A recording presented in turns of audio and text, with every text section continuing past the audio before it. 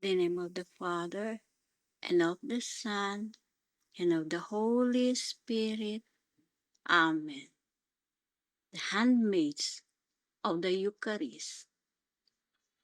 Most Sacred Heart of Jesus, truly present in Holy Eucharist, I consecrate my body and soul to be entirely one with your heart, being sacrificed at every instant on all the altars of the world, and giving praise to the Father, pleading for the coming of His kingdom.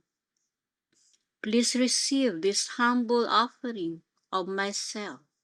Use me as you will for the glory of the Father and the salvation of souls.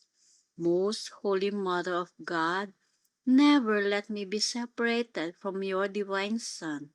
Please defend and protect me as your special child. Amen. In the name of the Father, and of the Son, and of the Holy Spirit. Amen.